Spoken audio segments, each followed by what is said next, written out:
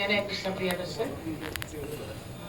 നിങ്ങൾ എല്ലാവരും ഇവിടെ നമ്മളുടെ സ്വീകരണത്തിൽ വന്നതിൽ സന്തോഷമുണ്ട്. ആദ്യം ഞാൻ നന്ദി പറയട്ടെ.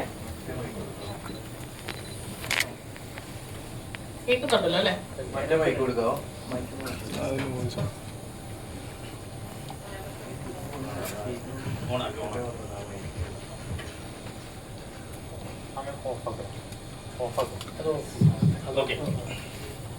ഒന്നുകൂടെ എല്ലാവർക്കും നമസ്കാരം.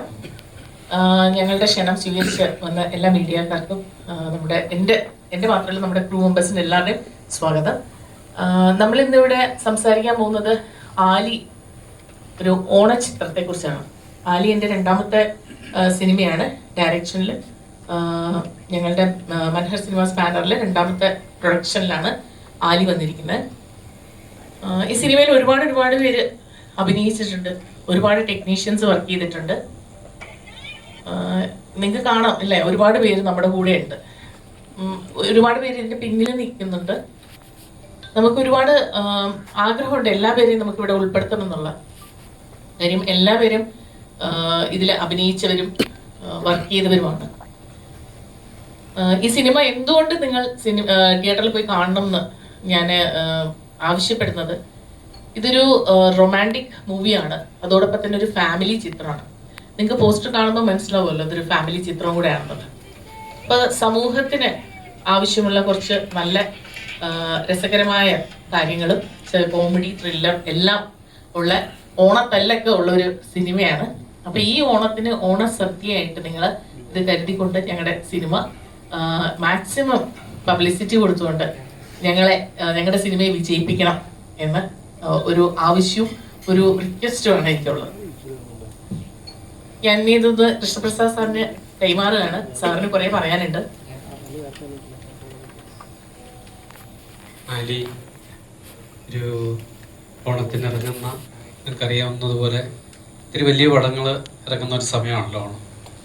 എന്തായാലും ആ ഓണത്തിന് നമ്മുടെ നാടൻ വിഭവങ്ങളോടുകൂടിയ ഒരു സദ്യ കഴിക്കുന്ന ആസ്വാദനത്തിൽ നിങ്ങൾക്ക് പ്രേക്ഷകർക്ക് ഏവർക്കും ഇഷ്ടപ്പെടുന്ന ഒരു ചിത്രമാണ് ആലി.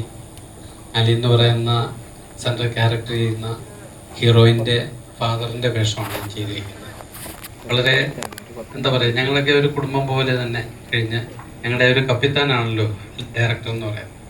ഞങ്ങളെല്ലാം ഒരു കുടുംബം പോലെ തന്നെ ഇന്ന് ഈ ചിത്രം നിങ്ങളുടെ സമക്ഷം ഞങ്ങൾ സമർപ്പിക്കുകയാണ്. തീർച്ചയായും ഇതൊരു വിജയം ഞങ്ങൾ പ്രതീക്ഷിക്കുന്നു. വിജയം തരേണ്ടത് നിങ്ങളാണ്.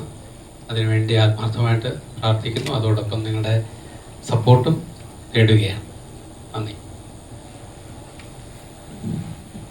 രഞ്ജിത്ത് സർ. വളരെയധികം പ്രതീക്ഷയോടെ ആകാംക്ഷയോടുകൂടി ഓഗസ്റ്റ് 14 ആവാൻ ഞാനും കാത്തിരിക്കുകയാണ്. കാരണം ആർട്ടിസ്റ്റ് എന്നുള്ള തലത്തിൽ നിന്നും മറ്റൊരു ടെക്നീഷ്യൻ ഒരു സ്ഥാനം ഡയറക്ടർ കൃഷ്ണ പ്രിയദർശൻ എനിക്ക് ഈ ഫിലിമിൽ തന്നിരുന്നു. അത് കാസ്റ്റിംഗ് ഡയറക്ടർ അല്ലെങ്കിൽ കാസ്റ്റിംഗ് ചീഫ് എന്ന് പറയുന്ന പോസ്റ്റിലായിരുന്നു.